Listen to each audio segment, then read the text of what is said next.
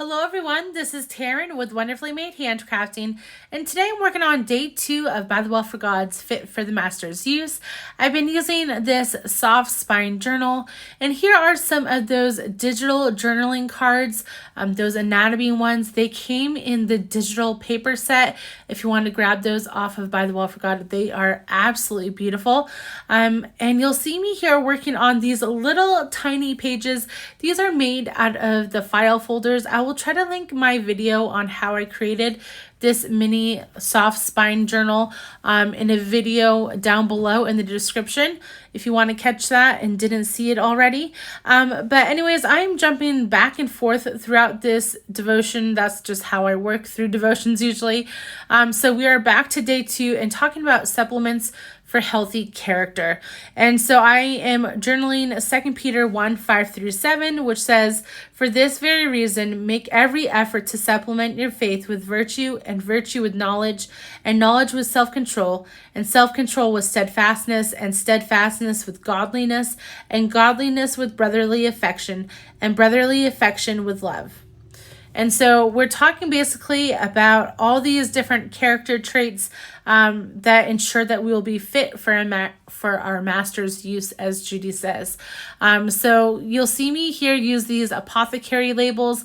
I've decided to stamp on them. Don't throw away that little cardstock that comes in your fabric, because it is a beautiful craft cardstock that is awesome to stamp on. And I completely forgot how much I love painting with distress oxides. So it has this really cool, obviously, oxidization property. Once it dries, it looks so cool. And I love how it turns everything into this vintage look. So I am using gathered twigs, walnut stain, and frayed burlap for this little card, and it is just so fun to paint with these. If you haven't done it, or if you haven't done it in a long time like I hadn't, make sure to grab those out and just a water brush pen and play around, because it is definitely fun. I am inspired to do this even more so now. I'm hoping to do some more this weekend. But anyways, I just used some different colors, different shading. The oxidization kind of helps you with that shading look. So it's an easy thing. Now you'll see me here be a little bit forceful and squeeze the cap to the ink pad. And that is just to get that nice spot so I can use that to watercolor with. And it just keeps everything nice and clean and in its right spot. That way I don't have to swatch any inks on a non-stick mat. And I know what color it is because I can just pick up the lid and look on the back side. But it's just a little bit easier for me, keeps everything in place. And then I wipe it up with a towel afterwards, just because I don't want extra water going into my ink pad. That's just my personal preference. I know some people leave that ink spot on there and can reuse it with some water, but that's just what I choose to do. I also choose to use clear embossing powder when I paint with distress oxides. That way it keeps the ink exactly where I want it to be. My tips for that though is to make sure to use like an anti-static powder beforehand, so that you don't get clear embossing powder all over your stamped image. This is a very detailed stamp, and so using that anti-static powder really helps so that I could get the ink color all over the background, and that clear embossing powder wasn't just caked on to, you know, the middle sections of that stamp set. So that's what I do. I stamp with black VersaFine ink and then use clear embossing powder, and it gives me the best impression. And then it also has that nice shine to it. So I made sure that my texture paste was dry, and now I'm just looking at how I want to set up these clusters. It's going to be a little bit different because it is such a small section of, you know, page that I have to work on. Usually I'm working on large interleaved Bible pages. And so this is a different kind of thing to do for me. And so it is a little bit tricky, but we're going to make it work. So I do have this journaling card. I'm going to rough it up a little bit because I never like anything to just be pasted down to a page. So I'm using this paper distresser from Holtz and Tonic. And I will rough that up a little bit. I don't even mind that I tore it up at the top, but you'll see me here. I do end up using a different journaling card, but that's just because of some other things that will happen in a minute or two. But anyways, I'm laying everything flat, deciding if I like the setup or not. I decided to add a little bit of gathered twigs on the side of there, and here is where I mess up. I wanted to add some metal to this journaling card because I have such dark colors with that Apothecary label on the right hand side, and so I had, you know, hole punched these holes for the larger brads, and they kind of clumped all up on top of one another, and I definitely didn't like the look of that. And so I decided to change up my journaling card. So you'll see me here end up picking that skull one instead. I really liked how some of these journaling cards had little labels, like they were labeling in different parts of the bones.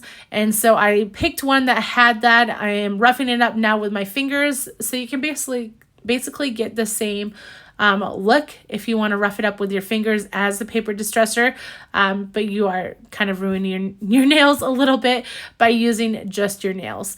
So anyways, now I'm going to just punch 2 holes. I'm going to only use 2 brads. I separated them a little bit more. I wanted to make sure I liked the look of that before I worked on them. I do spread those brads out to secure them, and then I'm going to hammer them. I want them to be grunged up a little bit, so I have this old hammer that I'm just making sure to hammer them down a little bit and, you know, distress them.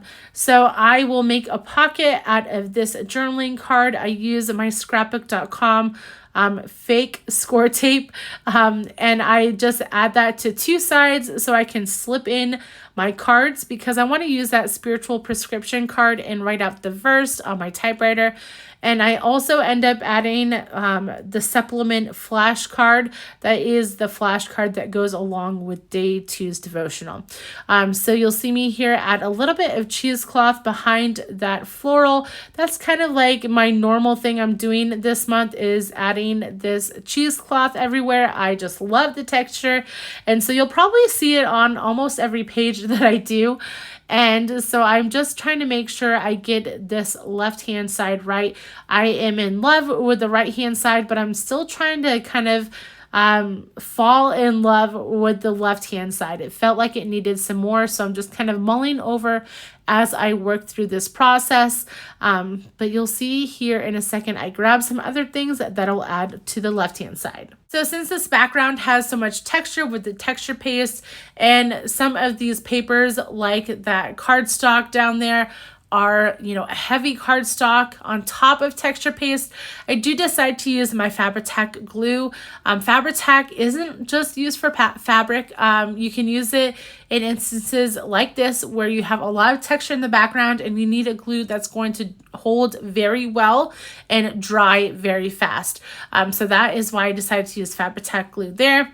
I also typed out on my typewriter the verse that I quoted before, the 2 Peter 1:5-7. So I added that to that card. It is a mini spiritual prescription card. So I actually had to use front and back side of that.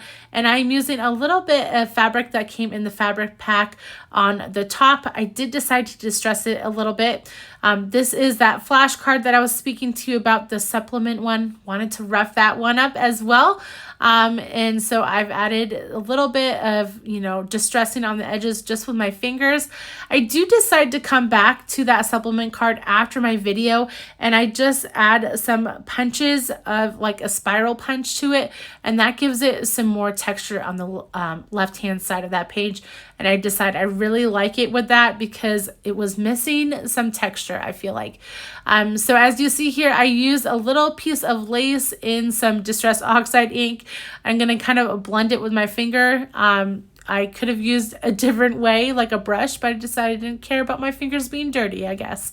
So I will add that to the top just to tone down that teal a little bit. I felt like that teal was a little bit too bright for the teals I had going on the right-hand side of this page.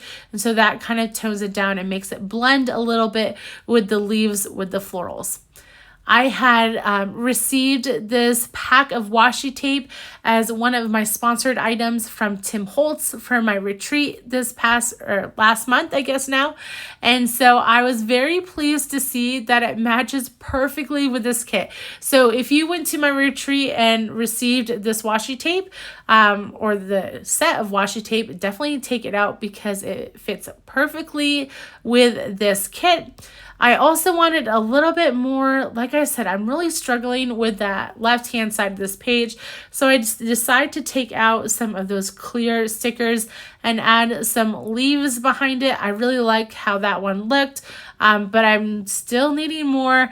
And so I add one to the bottom as well, and to see if that balances it out. But I'm still feeling like it's lacking. And so I come back over to my right-hand side and grab some of this, extra from spines from books. This is from a house of books. It's just kind of extras from spines of old books that have been torn apart.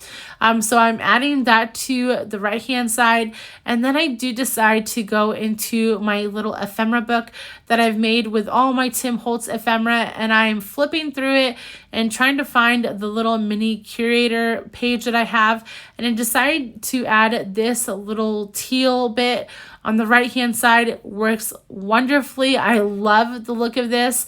And then I decided I also need something on the left hand side from this page.